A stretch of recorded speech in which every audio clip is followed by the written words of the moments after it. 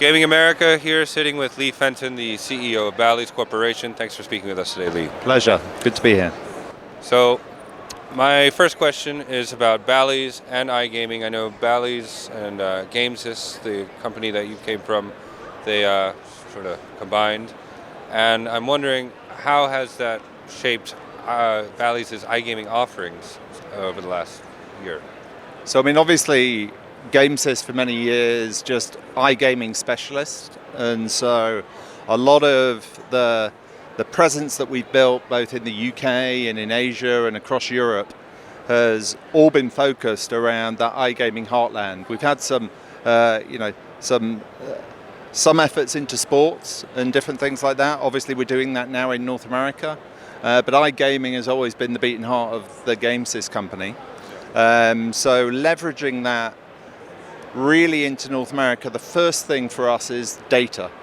So all of our iGaming offers run off data. People say, you technology company. I say, no, we're not a technology company. We're a data and a marketing business. And so I think that's what we bought in. That's the infrastructure that we brought into the US.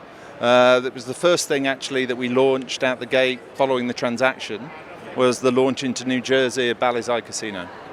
And we're using that very much to try and create the blueprint of how we accelerate iGaming when you also have a land-based property and a land-based customer database.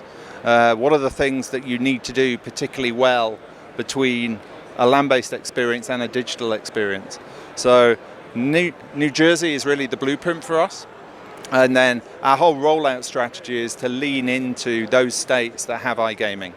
So you'll see us in Pennsylvania, you'll see us, we're just about to launch dedicated apps in Ontario.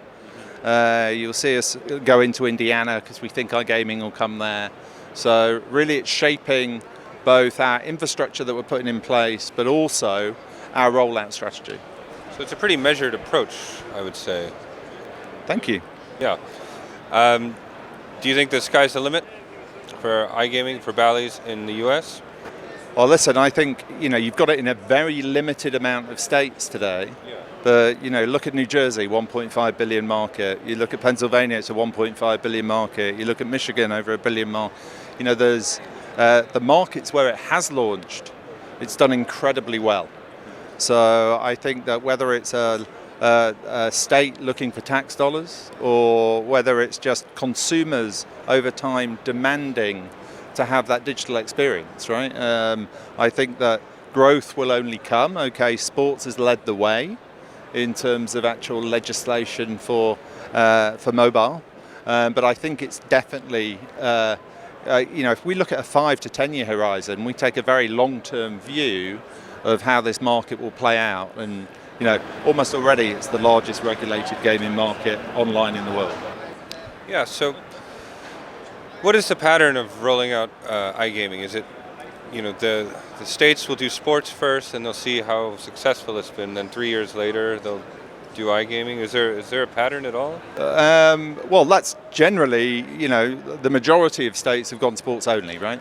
And then you've seen some do sports and then develop iGaming. So New Jersey obviously came out the gate with iGaming back in 2013. It seems a long time ago now, right?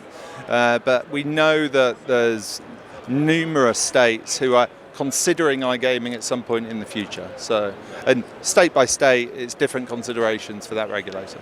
Are there any states in particular you think next legislative session they're going to pass iGaming? As I heard New York was really thinking about it last year. So New York, let's all keep our fingers crossed. That would be fantastic, of course.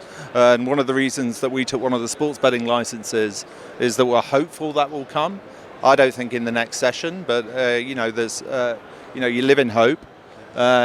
We think that Indiana, it could be interesting and looks like the sentiment's there to maybe progress something. What about on the back end? Bally's, you have Bally's Bet, and then you have your iGaming. Is the sort of research and development side of that connected in a big way? Oh, for sure. I mean, listen, for us, sports is not our core product. So for us, we're trying to develop a marketable sports book which allows us to act as a customer acquisition hook and a retention tool. Sports is great because it's events all the time, you can talk to customers all the time, but what's going to drive our profitability is going to be our iGaming offering. So yes, it's important to have it in the locker, but we want to push people through to iGaming, and you know that's happened everywhere else across the world, right? You know, if you see that both from our UK experience and elsewhere, you know, look at the big sports books. They all make half their profits at least off iGaming. Right. It's a Trojan horse, the sports book.